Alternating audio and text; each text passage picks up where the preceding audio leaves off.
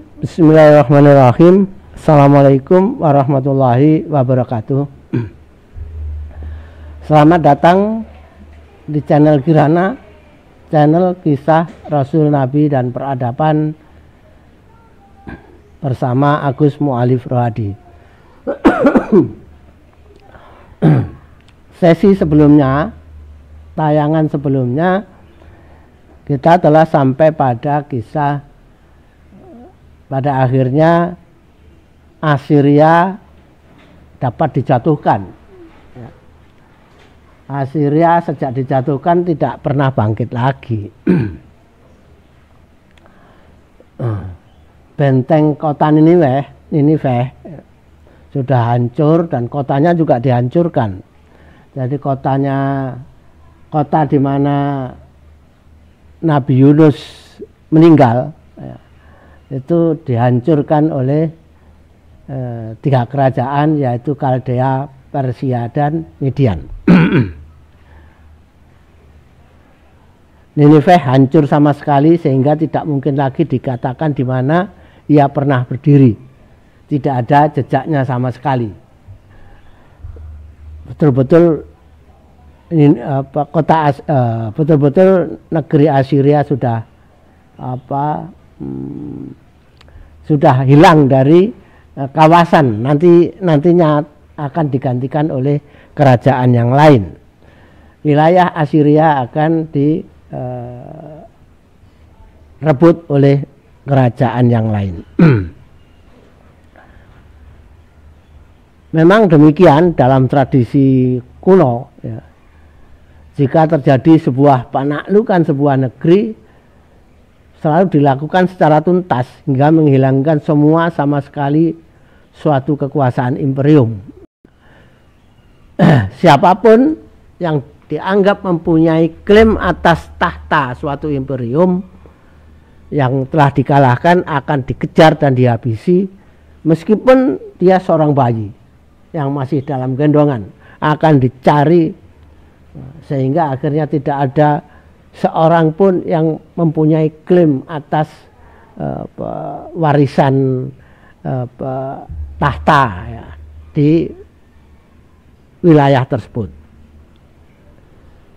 Wilayah Assyria kemudian dibagi-bagi. Midian dan Persia mendapatkan bagian di Anatolia dan di wilayah timur laut, termasuk sebagian wilayah yang sebelumnya menjadi taklukan kerajaan Skythia.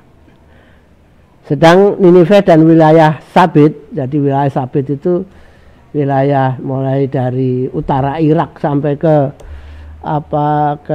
Syam, ya, ke negeri Syam yang subur, setengah dari bagian utara Jazirah Arabia menjadi bagian kerajaan Kaldea yang berpusat di Babilonia. Jadi utara Arabia dan wilayah Sabit yang subur.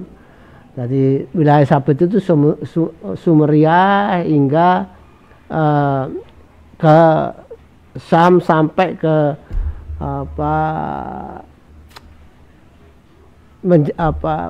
menjelang atau perbatasan gurun Negev. Itu adalah wilayah Sabit, wilayah yang terkenal subur. Itu menjadi bagiannya Kaldea, ya, yang berpusat di Babilonia. Dengan demikian Kaldea telah muncul sebagai suatu negeri besar yang baru, ya. Tiba-tiba muncul hanya dalam waktu yang sangat singkat. Kaldea bisa menjadi suatu kerajaan yang wilayahnya meliputi wilayah Assyria, ya, jadi betul-betul luar biasa ini, ya.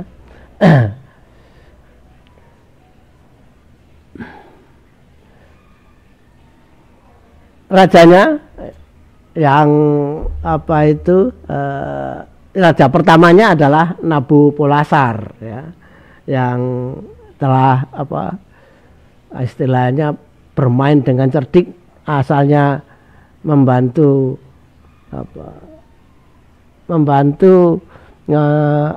saudaranya Raja Assyria yang di Babilonia, tapi kemudian bisa bisa mengalahkan Assyria sendiri akhirnya ya. Namanya adalah Nabopolassar ya. Itu adalah nama Akkadia ya, nama dari suku Akkadia ya.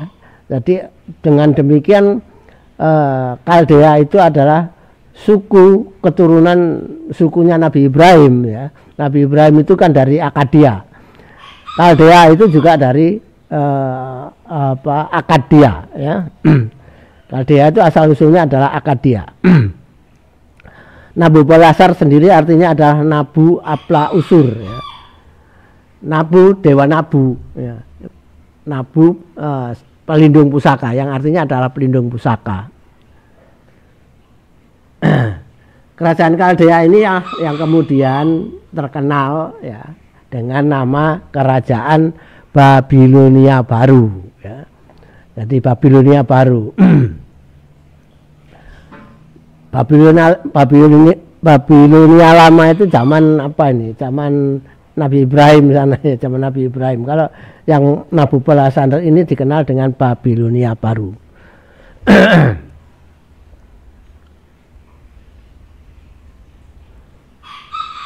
Saat itu pewaris pewaris Assyria belum betul-betul habis, masih ada Asyur-Ubalid yang merebut kekuasaannya dari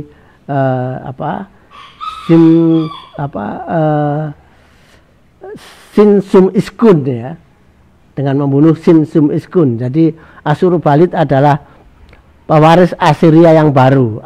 Tapi apakah dia akan bertahan? Mari kita lihat ya.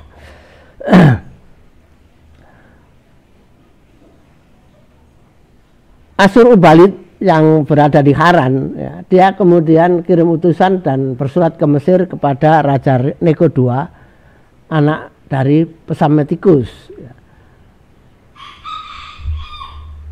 Neko II merespon baik atas permintaan bantuan tersebut dan melihat peluang adanya pelebaran kekuasaan kerajaan. Jadi Mesir menganggap pergantian kekuasaan baru dari Assyria menjadi ke Kaldea, pada Kaldea belum betul-betul solid ya, sehingga Neko II merespon baik permintaan bantuan dari Asyur-Ubalid ya. Kemudian Neko II membawa pasukan menuju Assyria melalui wilayah wilayah bekasnya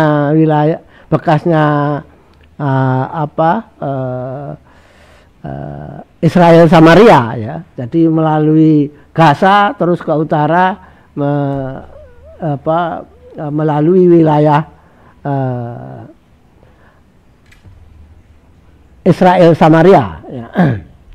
Karena mengapa dia bisa bebas lewat situ? Karena memang ada pergantian kekuasaan dari Assyria ke Kaldea ya, sehingga wilayah wilayah Gaza sampai ke Israel Samaria itu belum betul-betul bisa dikonsolidasikan oleh Nabopolassar ya, sehingga dia bebas melalui jalan itu, melalui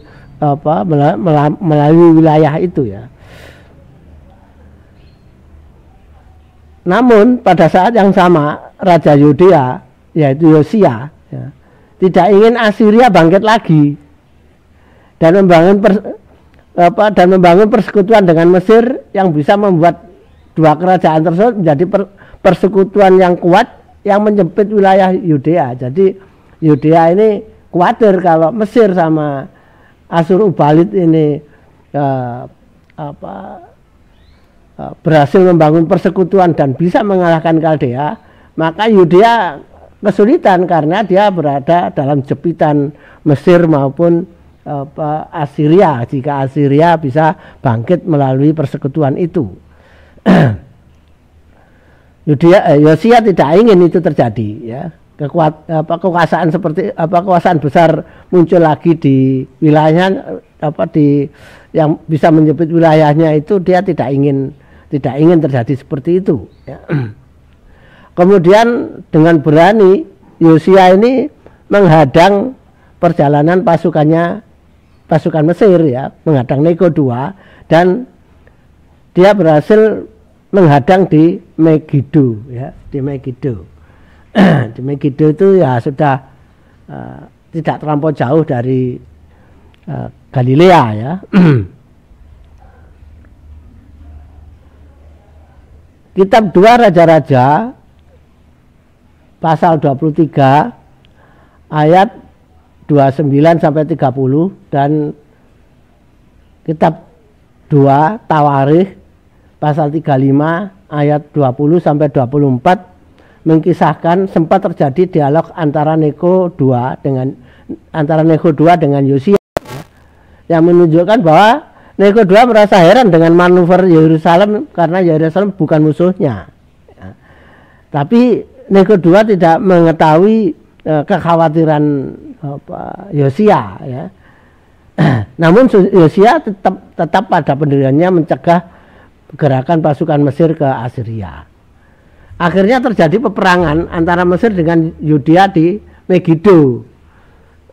Nah, sejak awal memang Yudea ini kan kerajaan kecil, ya, wilayahnya cuma wilayah dua wilayah suku, ya, suku Yehuda sama suku Benyamin.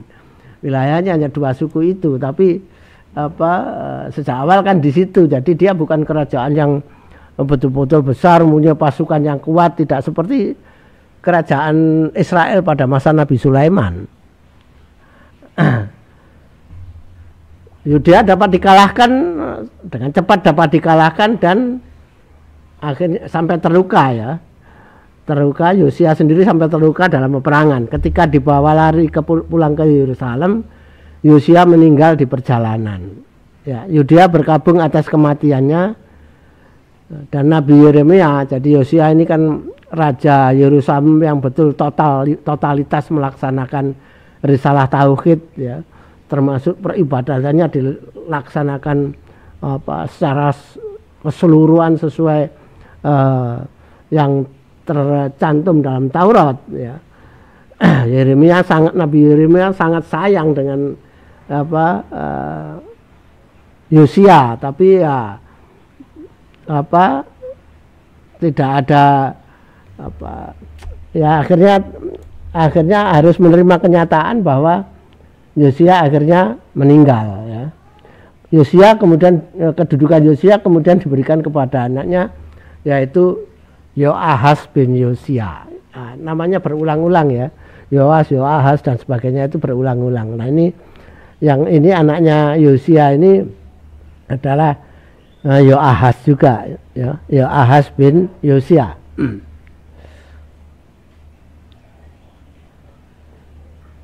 Saat itu Nabi Yesaya sudah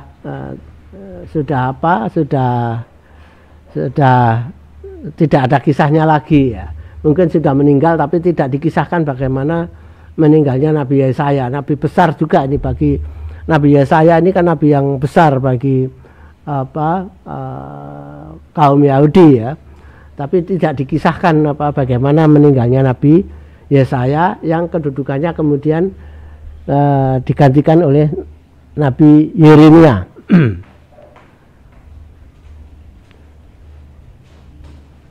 Neko 2 setelah mengalahkan Yudea terus bergerak, tidak mengejar pasukan Yudea yang pulang ke Yerusalem, ya. Terus bergerak hingga dapat menemui Asyur-Ubalid, kemudian menggabungkan pasukan dua kerajaan untuk merebut Haran, ya.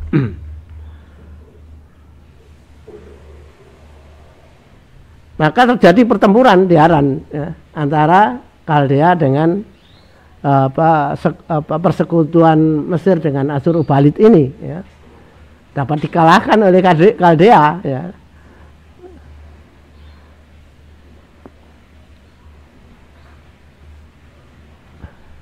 Karena kalah itu kemudian kedua pasukan mundur ke wilayah Karkemis, ya, Karkemis.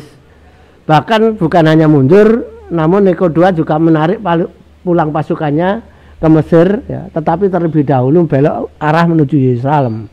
Jadi persekutuan ini dapat dikalahkan Kaldea. Nah, kemudian Asyur-Ubalid ini mundur sampai di Karkemis. Jadi Karkemis ini ada di wilayah utara, kalau sekarang di wilayah utara Syria ya. Kalau sekarang kemudian dari Karkemis ternyata Niko II pulang ke Mesir. Dalam perjalanan pulang ke Mesir kemudian belok ke Yerusalem ya.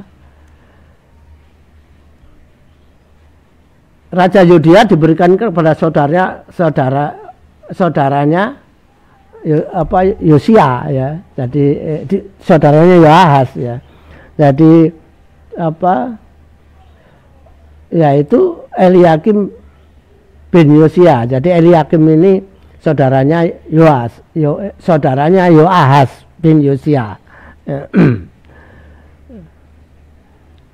Jadi naruh raja baru. Jadi menaruh raja baru, yang diangkatnya, yang raja baru ini adalah saudara Yoahas bin Yosia.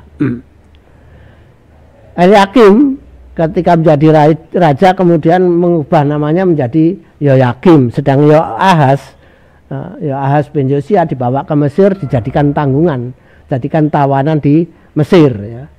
Jadikan tanggungan, jadikan sandera ya. Atas pembayaran upeti yang diwajibkan kepada Yoyakim. Jadi Yoyakim harus bayar upeti, kalau tidak dibayar upeti maka saudaranya dibunuh. Itulah maksudnya ya, membawa Yoahas bin Yosia ke Mesir.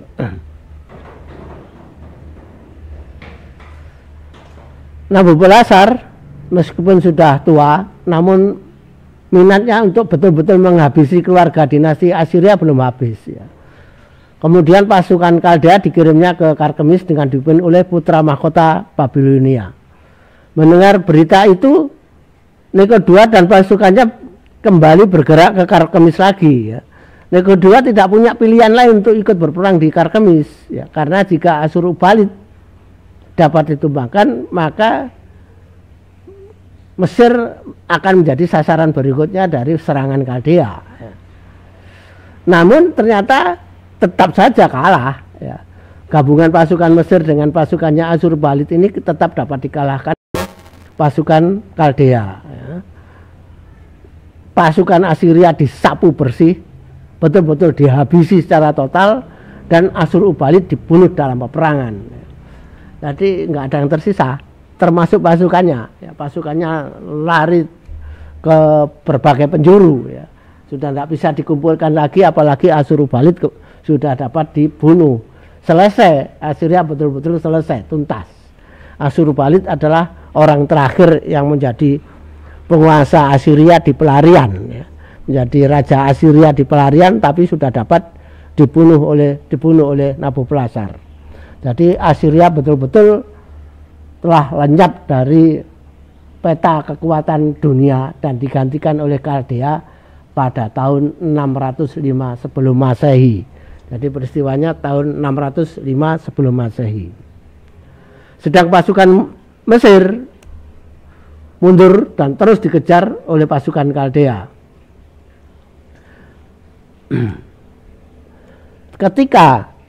Ketika pasukan Kaldea dalam perjalanan mengejar Niko II, tiba-tiba terdengar berita kematian Nabopolassar. Ya.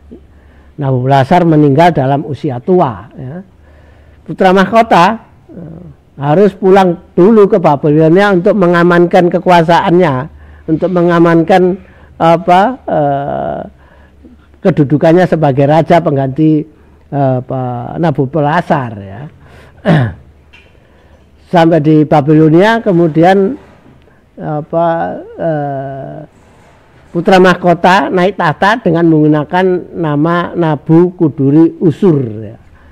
Nabukuduri-Usur yang terkenal dengan nama Nebukadnezar yang kedua. Jadi Nabukuduri-Usur itu menggunakan gelar nama raja sebelumnya, Nebukadnezar I. Ya. Dia pakai nama itu sehingga dia menjadi mempunyai gelar Nebukadnezar II. Ini raja yang tidak akan pernah dilupakan oleh Yahudi, ya. Tidak pernah tidak pernah dilupakan oleh bangsa Yudea, ya. Bangsa Yudea ini, ya, kalau Yudea ini nama Yunani, ya, nama Yunani. Nama sebenarnya adalah Yahudi, dari Yudea, ya, dari Yehuda menjadi Yahudi, ya. Yahudi, ya. Kalau Yudea itu bahasa Yunani.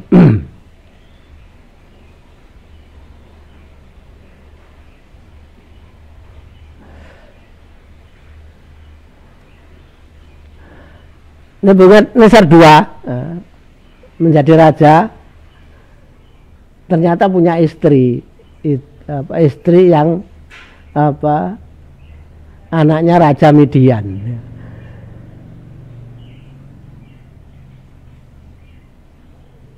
Raja Midian pada saat itu namanya adalah Siarses. Nah, susah ya, kerajaannya agak susah. Siarses, ya. Ya, ada namanya Raja Midian adalah Siarses, ya, Siarses, ya, yang menjadi mertua Nebukadnezar II. Jadi Midian dan Kaldea ini otomatis menjadi negara sekutu karena perkawinan, ya. Runtuhnya kerajaan Yahudi atau Yudea dan hancurnya Haikal Sulaiman, ya. belum sampai ke sana.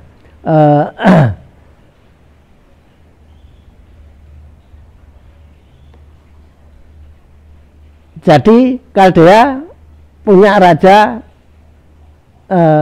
namanya Nebukadnezar II. Pada masa itu Yeremia adalah nabi di negeri Yudea atau Yahudi, ya. Negeri Yehuda atau Yahudi, ya. Dalam kitab Yeremia 36 mengkisahkan, ya, jadi nabinya saat itu adalah Yeremia.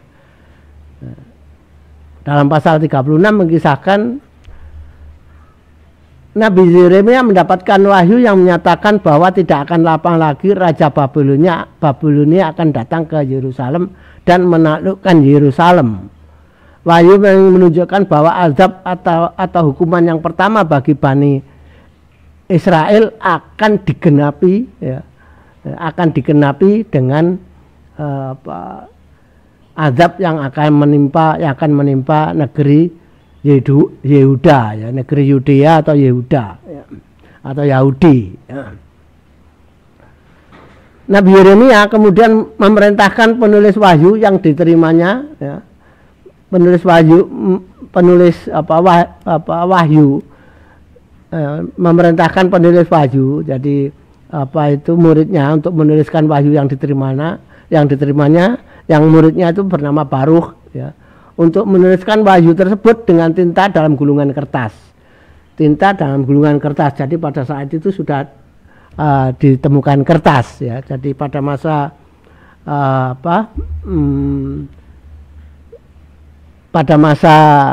tahun 600 sebelum Masehi itu sudah ada kertas, ya. Jadi sehingga sudah bisa dipakai untuk menulis berbagai macam, termasuk menulis wahyu.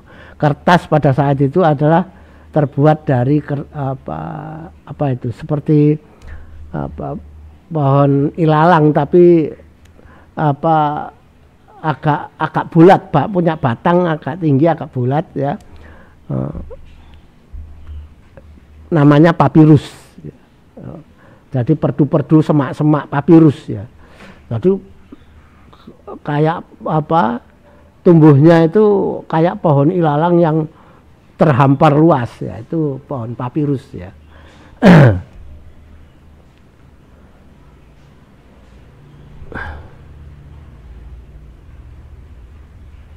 Setelah wahyu ditulis, kemudian Nabi Yeremia memerintahkan Baruch pergi ke Yerusalem untuk membacakan wahyu tersebut kepada Raja Yoyakim dan para pejabat istananya, ya, serta para imam Haikal Sulaiman dan rakyat Yudea. Maksudnya adalah memperingatkan bahwa azab segera datang. Nah, maksudnya demikian dengan supaya bangsa Yudea itu bersiap-siap, ya, bisa mempersiapkan diri.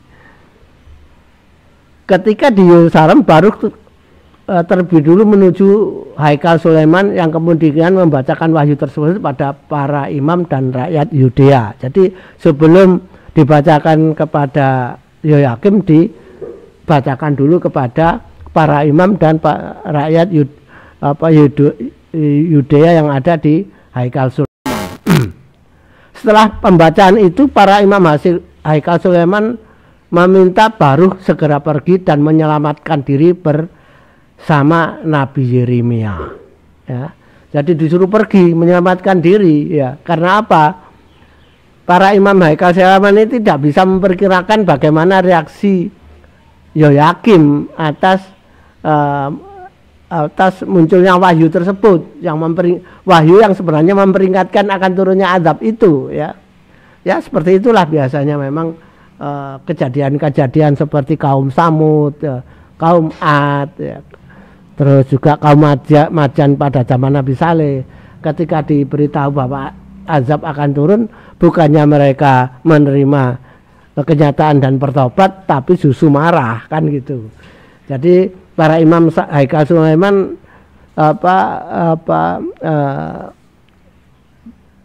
mungkin memperkirakan hal seperti itu, ya, sudah bisa memperkirakan hal itu bahwa nantinya Raja Yoyakim akan marah, sehingga Baruch dan Nabi Yeremia disuruh cepat-cepat pergi dari tempat tinggalnya untuk menyelamatkan diri. Para imam Haikal Sulaiman setelah beberapa lama Baruch pergi dari Haikal Sulaiman dan diperkirakan sudah menyelamatkan diri, kemudian pergi ke istana untuk membacakan wahyu yang diterima Nabi Yeremia tersebut, ya, kepada Raja Yoyakim, yang tujuannya adalah untuk mengingatkan Raja Yoyakim bahwa dari wahyu itu ditunjukkan bahwa Raja Babilonia setiap saat akan menyerang dan menghancurkan negeri Yudea atau negeri Yehuda atau negeri Yahudi, ya. Setelah mendengar wahyu tersebut, bukannya berterima kasih, jadi Yoyakim ini bukannya berterima kasih atas peringatan tersebut, tapi justru sangat marah dan meminta kitab tersebut kemudian dirobek dan dibakar. Nah inilah, ya, reaksi Yoyakim, ya, yang membakar tulisan wahyu yang diterima Yeremia. Begitu marahnya, kemudian bahkan dimintanya lembaran wahyu itu kemudian dirobek dan dibakar. Setelah itu memerintahkan mengejar Baruch dan Nabi Yeremia, ya. Tapi sudah pergi dari rumahnya, ya. Baruch dan Nabi Yeremia sudah pergi dari rumahnya. Demikianlah, ya, itulah Raja Bani Israel, ya, seperti itulah kelakuannya, ya. Bukannya berterima kasih ada peringatan dari wahyu Allah yang melalui nabinya, tapi justru bermaksud membunuh nabinya sendiri. Dia tidak belajar dari apa yang telah diperbuat oleh Israel Samaria, yang azabnya telah menimpa Samaria.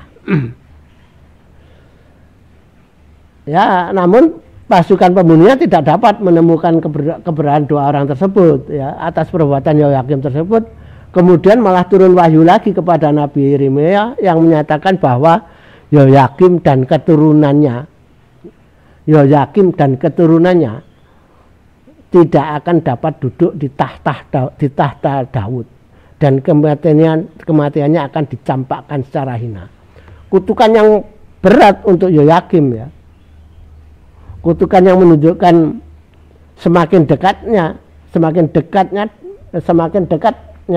datangnya azab Allah yang telah diketahui, yang didahului oleh azab yang menimpa Israel Samaria. Jadi kutukan ini, wahyu itu menunjukkan bahwa Yoyakim dan keturunannya tidak akan menduduki tahta Daud. Artinya apa? Keturunan Nabi Daud yang menjadi raja akan putus. Setelah ini akan putus.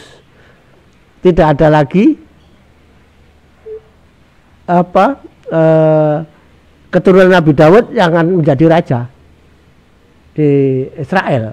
Ya. Jadi wahyu itu menunjukkan seperti itu, karena menyebut Yoyakim dan keturunannya tidak akan bisa menduduki tahta Daud. Jadi keturunan Nabi Daud akan putus pada saat azab, akan putus kedudukannya sebagai raja pada saat azab itu turun yang kedua. Selesai di situ. Selesai di situ keturunan Nabi Daud, ya, untuk menjadi raja di Yudea. Ya. Demikian wahyu yang diterima oleh Nabi Yeremia. Ini adalah gambar Yoyakim merebek-rebek lembaran wahyu dari Nabi Yeremia. Ini Yoyakim ini adalah salah satu salah satu raja yang sangat dihafal oleh kaum Yahudi. Karena apa? Karena ulah Yoyakim inilah yang membuat keturunan Nabi Daud akan terhenti menjadi raja di Israel, di Yudea, ya. Terputus karena seperti itu wahyu yang diterima Yeremia seperti itu, diputus, ya, diputus oleh Allah, diputus. Jadi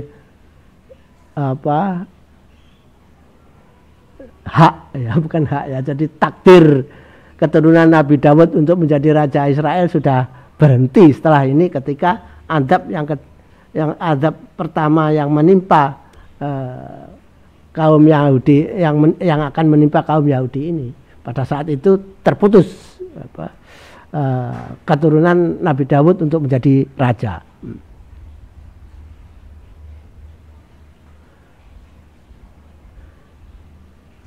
Kenyataannya yang dihadapi oleh Yoyakim adalah Yudea akan sendirian tanpa bantuan dari manapun. Karena apa? Neko II sudah dikalahkan oleh Kaldea ketika di Karkemis. Neko II justru lebih konsentrasi memperbaiki kondisi pasukan Mesir untuk menghadapi kemungkinan serangan dari Kaldea. Jadi justru Mesir ini sudah memperkirakan bahwa pada akhirnya Kaldea akan menyerang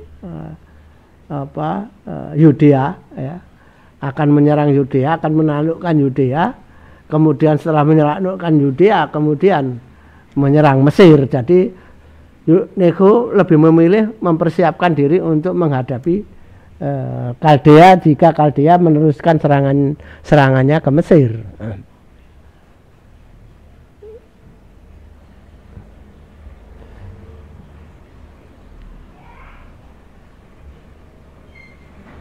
Sedangkan Yoyakim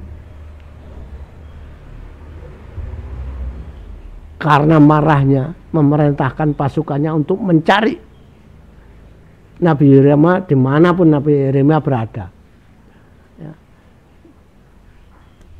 Dikejar lah. Jadi Nabi Yeremia jadi orang kejaran, ya.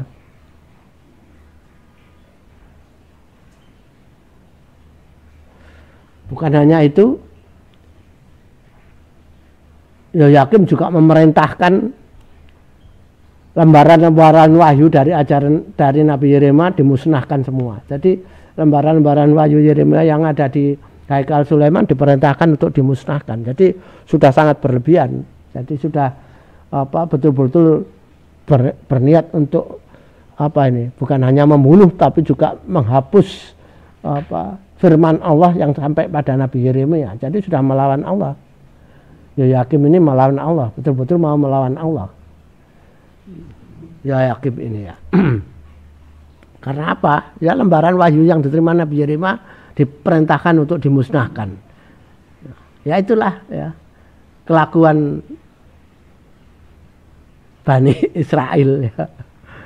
Yang di Samaria sudah diadab, tinggal di Yudea yang kelakuan rajanya justru memang mau melawan Allah, mau membunuh Nabi, mau membunuh Nabi Allah, bukan hanya membunuh tapi juga akan memusnahkan ajarannya, memusnahkan firman Allah.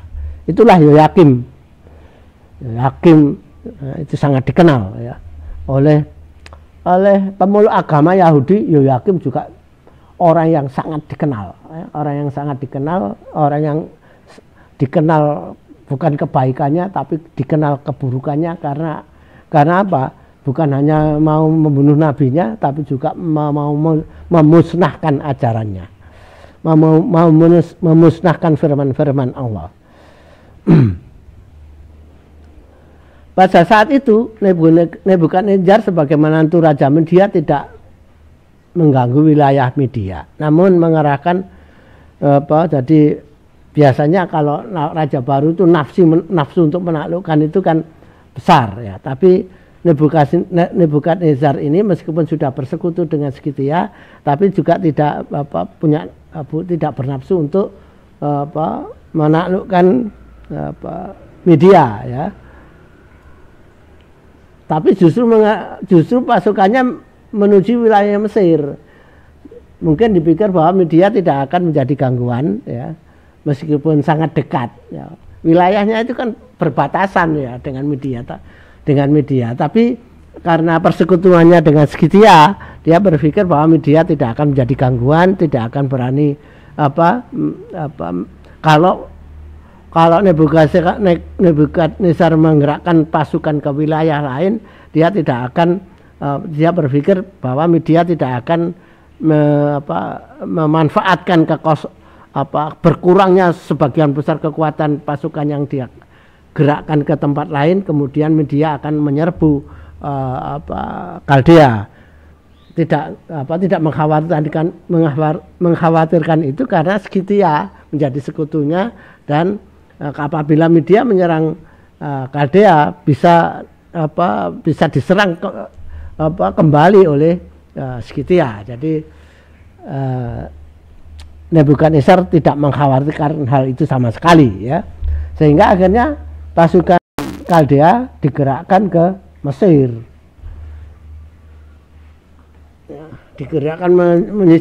digerakkan ke Mesir dengan melalui wilayah Aram, Moab dan Amon. Jadi membagi pasukannya yang besar itu melalui Aram turun ke selatan dan melalui Amon, wilayah Amon dan Moab. Jadi membagi pasukannya baik di timur maupun di barat Sungai Yordan ya. Tapi yang akan digerakkan menyerang pasukan Mesir itu adalah pasukan yang bergerak dari barat Sungai Yordan, sedangkan pasukan yang berada di timur Sungai Yordan yang melalui wilayah Amon dan Moab ini jadikan pasukan cadangan.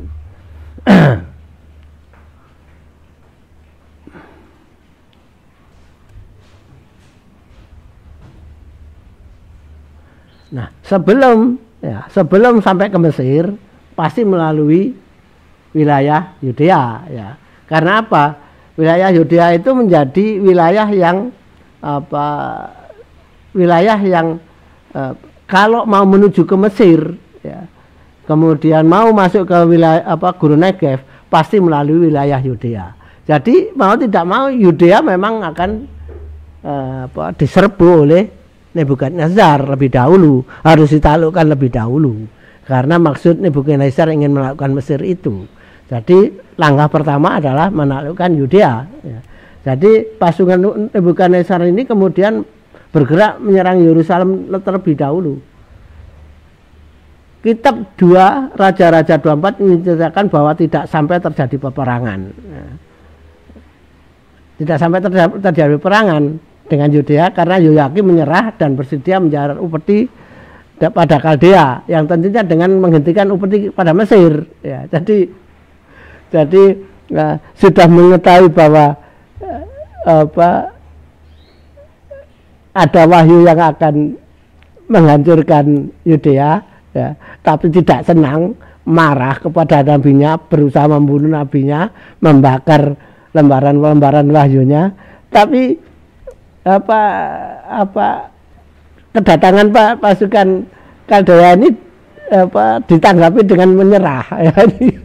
Jadi ya itulah ya, tidak senang tapi melaksanakan peringatan itu ya.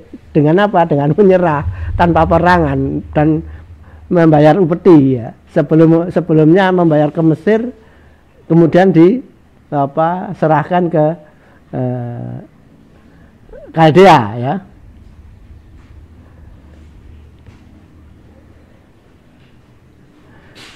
Setelah beberapa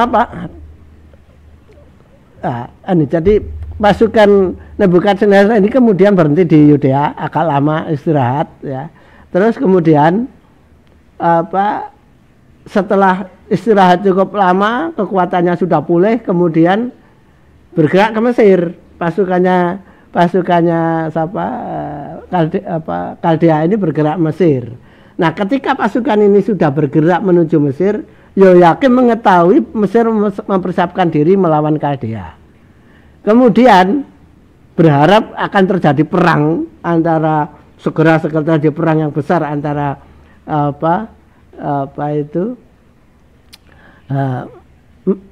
Kaldea dengan Mesir.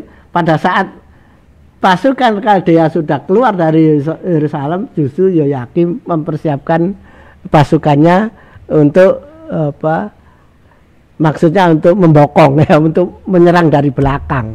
Maksudnya seperti itu ya. Jadi dia merencanakan seperti itu. Kitab 2 Raja-Raja pasal 24 ayat 1 sampai 6 menceritakan bahwa peperangan antara Kaldea melawan Mesir dan Yudea melawan Mesir tidak terlampau panjang ya. Jadi memang terjadi perang antara Mesir dan Kaldea.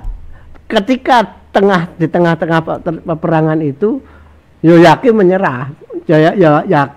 Yoyakim menyerang Kaldea dari belakang. Akhirnya Kaldea menghadapi dua medan pertempuran, yaitu melawan Mesir dengan melawan Yudea, menjepit. Jadi dijepit oleh Yudea dengan Mesir, kekuatannya Kaldea ini. Namun yang tidak diketahui oleh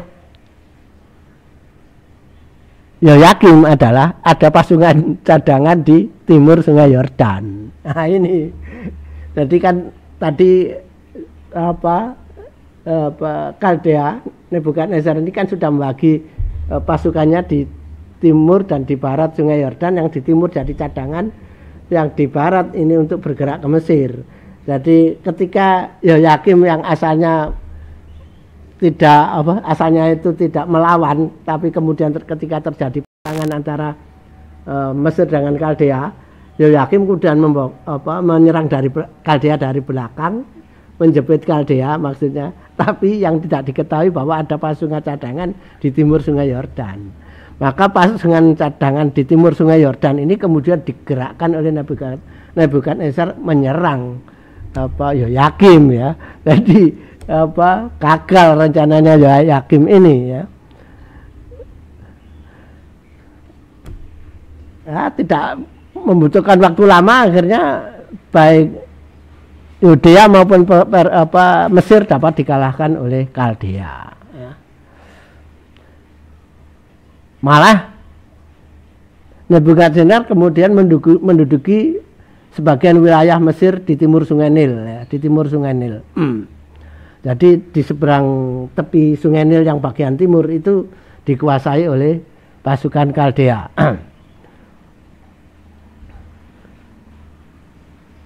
Kemudian pasukan Kaldea balik ke Yerusalem ya.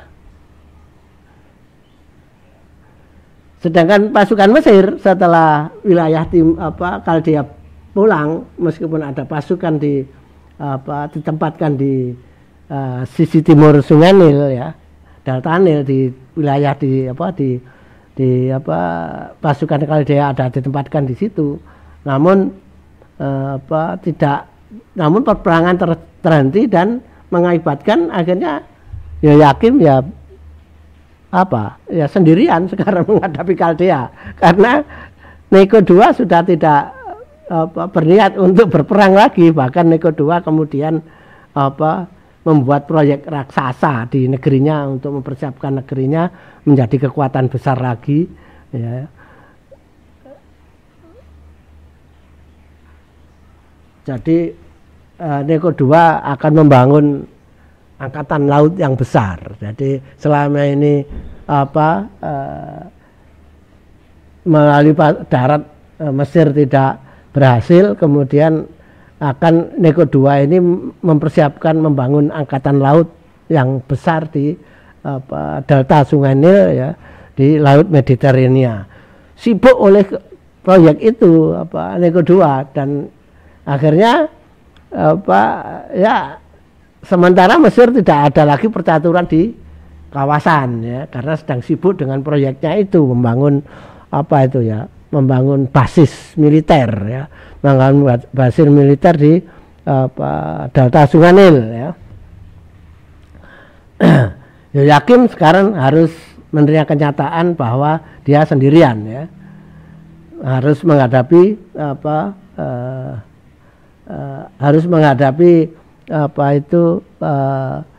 tentara Kaldea.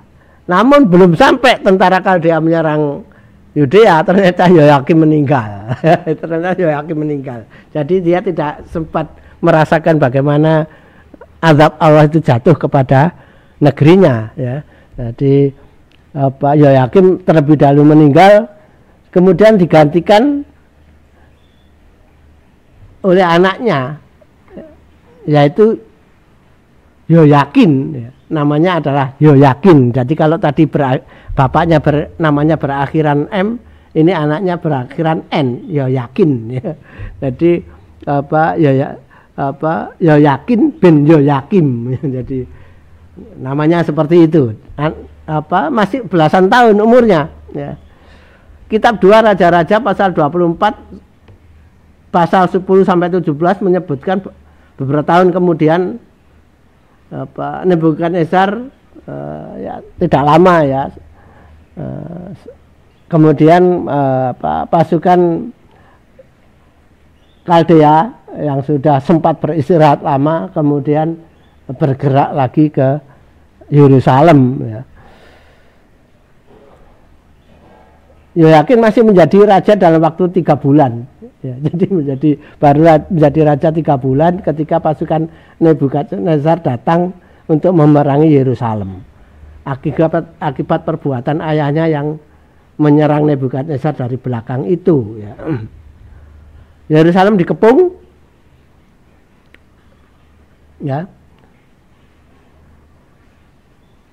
dan Yoyakin tidak ingin terjadi peperangan. Yoyakin menyerahkan diri, dan Nebukadnezar kemudian memerintahkan pasukannya untuk membawa Yoyakin ke Babilonia.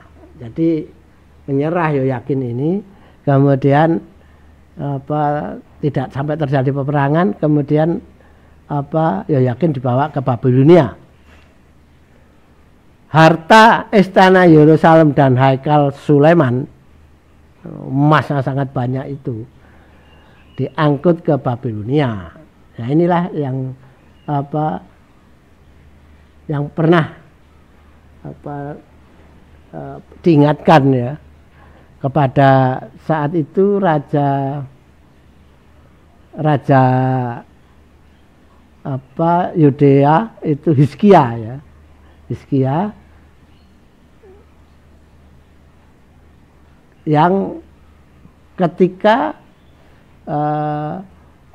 ada utusan Merodah Baladan ya, yang maksudnya menjenguk Hizkia yang dalam keadaan sakit, tapi kemudian sampai di kerajaan Yudea Hizkia sudah sembuh. Nah ini utusannya Merodach Baladan ini dibawa keliling oleh Hizkia, ditunjukkan kekayaan Yudea, baik itu kekayaan yang tersimpan di istana maupun kekayaan yang tersimpan di Haikal Sulaiman. Sekarang ini baru akibatnya. Ketika Yoyakin bin Yoyakim ini menyerah, maka kekayaan istana maupun Haikal Sulaiman itu yang sudah diketahui oleh anak turunannya. Jadi ada catatannya ya. Jadi ada catatannya sehingga mengetahui kekayaan Yudea. Kemudian Nebukadnezar ini mengangkut semua kekayaan warisan Nabi Sulaiman, diangkut ke Babilonia. Habis. Jadi kekayaannya Raja Sulaiman itu diangkut ke Babilonia. Emas yang berupa bermacam-macam, baik peralatan ibadah, peralatan perjamuan, peralatan perang yang terbuat dari emas, dibawa semua ke Babilonia. Habis kekayaannya Yudea, habis.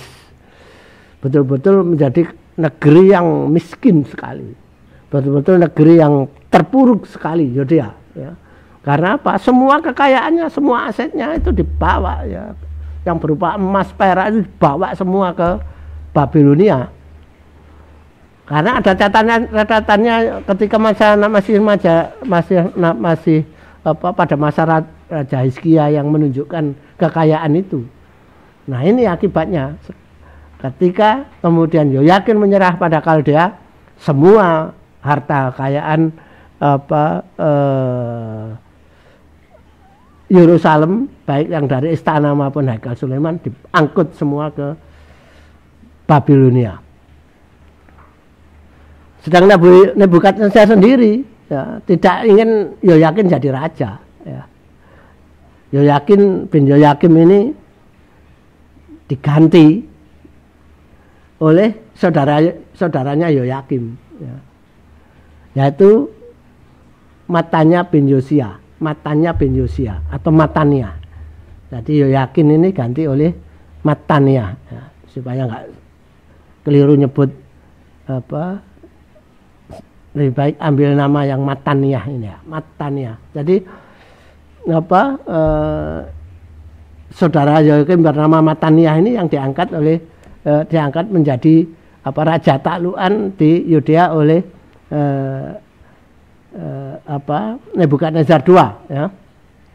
Matania kemudian menukar namanya lagi. Jadi Matania ini menukar namanya lagi, mengganti namanya menjadi Zedekia bin Yosia ya. Jadi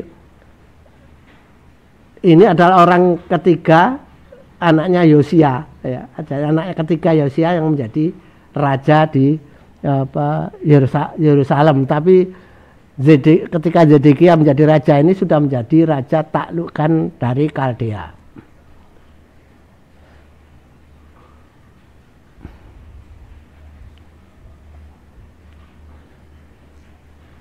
Beberapa ribu orang, terutama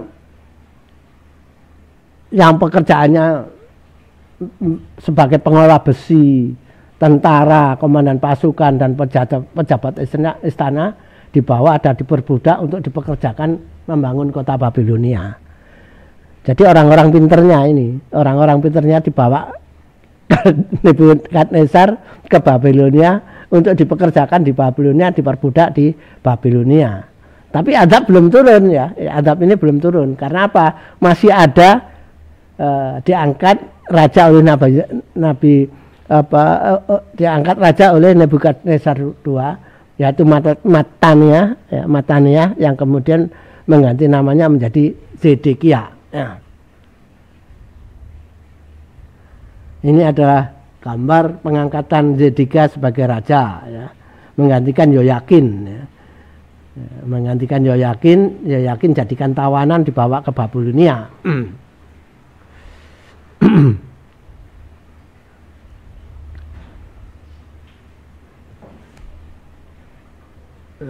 Dengan kekayaan dari Yudea ini kemudian Nebukadnezar membangun Babilonia ya. Sangat mengagumkan ya. Untuk istrinya ya, jadi membangun Babilonia. Untuk istrinya ini Nebukadnezar membangun istana yang luar biasa. Istrinya bernama Amitis putri Siarses dari Midian. Ya. Dibuatkan bangunan dan taman yang dibuat dari gundukan besar bukit buatan. Jadi sampai membuat bukit buatan. Ya. Di atas bukit buatan tersebut banyak didirikan bangunan yang dikelilingi hutan buatan dengan berbagai macam pepohonan dan taman. Jadi membuat bukit buatan, ya, ada macam-macam pohonan, di dalamnya situ ada istana, dibangun istana, luar biasa. Dari kejauhan yang nampak adalah bukit yang indah diselilingi oleh bangunan-bangunan yang cantik. Jika malam hari nampak banyak sumber cahaya berkedip-kedip menambah indahnya bukit buatan tersebut. Untuk membangun istana ini, membangun Babilonia baru ini, dia ngerahkan orang-orang dari Yudea. Ya. Orang-orang dari Yudea termasuk pandai besi, ya, tukang-tukang yang membuat logam itu, tukang batu dan sebagainya, diangkut semua, termasuk pejabatnya, bahkan tentara Yudea banyak diangkut ke Babilonia untuk dipekerjakan di Babilonia untuk membangun istana di Babilonia baru. Ya, saya kira itu yang bisa kami sampaikan pada kesempatan kali ini menjelang jatuhnya azab yang pertama kepada wilayah Israel Yudea, ya, yang Yoyakim rajanya itu berkeinginan membunuh Nabi dan mau memusnahkan lembaran-lembaran wahyu, sehingga akhirnya muncul wahyu bahwa Yoyakim dan keturunannya tidak akan menduduki tahta Daud.